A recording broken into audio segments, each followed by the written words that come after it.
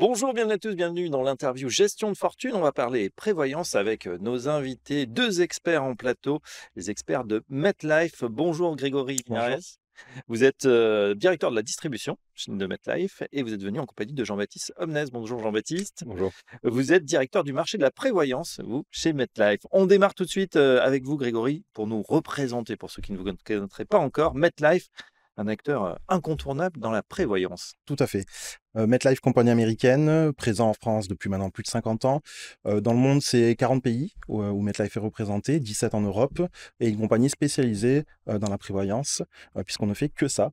C'est notre expertise, et on est assez fiers, en tout cas, de ne faire que ça, puisque ça nous permet d'aller sur des choses assez particulières qu'on va évoquer aujourd'hui. Oui, tout à fait. La taille des équipes justement en France?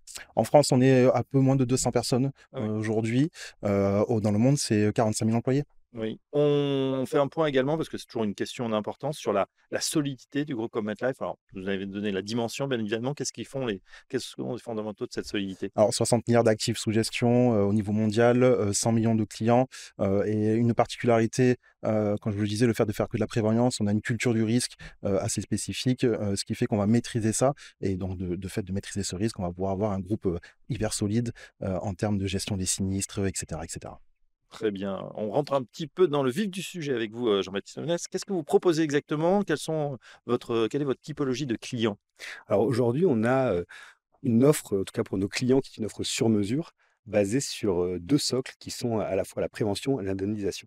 Ce qu'on attend par une offre, sur mesure, c'est qu'aujourd'hui, on est capable de répondre au marché actuel du travail en 2025, c'est-à-dire à la fois, des personnes qui peuvent être auto-entrepreneurs, des personnes professions libérales, Oui. chefs d'entreprise, mais également des personnes qui ont envie de continuer l'activité parce que la retraite à 64 ans, 62 en fonction n'est pas obligatoire.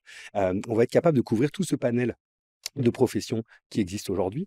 Et dans le même temps, on leur fait une promesse de les accompagner évidemment en cas de sinistre, au moment de l'indemnisation des sinistres, mais également tout au long de la vie de leur entreprise, tout au long de leur activité, on va essayer de les accompagner par des services de prévention et d'accompagnement pour qu'ils puissent se concentrer sur leur business, sur leur développement et être tranquilles sur les sujets qui peuvent les perturber au quotidien. Ça soit des risques psychologiques, des risques physiques.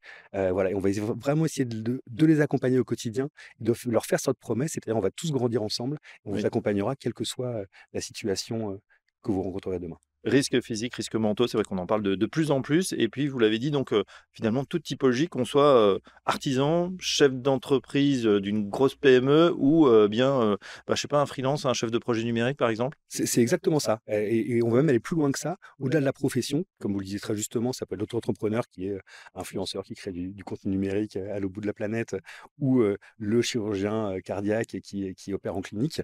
Et on va également les accompagner sur leurs activités à risque qui sont au-delà de leur profession. Et c'est ça l'expertise de MetLife, comme Greg le disait très justement, c'est qu'on va, grâce à la solidité du groupe et grâce à notre expérience sur le domaine de la prévoyance, pouvoir tarifer et les assurer au plus juste en fonction de leur activité quotidienne, qu'elle soit professionnelle ou de loisirs. Oui, alors c'est vrai qu'en début d'année, on a tendance à regarder un peu ses assurances, peut-être à revoir ses contrats. Et quand on regarde le marché, il y a pléthore d'offres. Qu'est-ce qui fait la différence, Grégory, entre un grossiste et un assureur? Alors, c'est 2 choses différentes, il n'y en a pas un moins bien ou mieux que l'autre, mais en l'occurrence, nous, en tant que compagnie, on maîtrise nos aléas, donc on sait en tout cas qu'on ne va pas impacter nos portefeuilles, on a la maîtrise en tout cas de cet impact si toutefois on devrait le faire.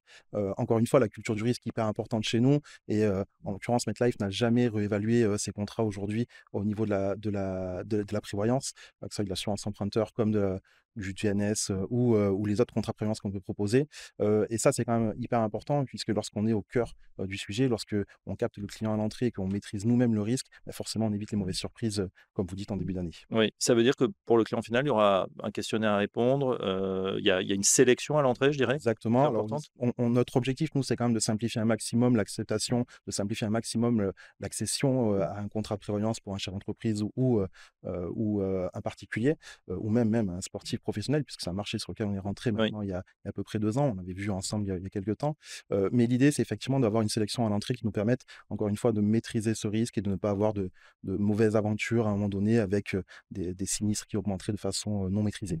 Ouais, et puis naturellement, vos contrats, ils sont distribués par les conseillers en gestion de patrimoine. Jean-Baptiste, je me tourne vers vous. Quels sont, les outils, peut-être les innovations qu'on va trouver en 2025 pour ces CGP, pour distribuer vos contrats? Alors en 2025, la philosophie reste la même, c'est-à-dire encore une fois proposer une offre sur mesure, mais pour accompagner les CGP et nos distributeurs pour commercialiser le bon produit pour le bon client, on va d'un côté leur faciliter les formalités médicales. C'est un pan qui est indispensable et qui peut être un petit peu prégnant pour les gens. Oui, Là, on a encore une fois augmenté nos plafonds, c'est-à-dire pour simplifier la souscription, parce qu'on a besoin de faire comprendre encore une fois au client final, mais également au distributeur, à quel point la prévoyance est un pilier essentiel oui. de la démarche de protection, mais également de l'investissement pour demain.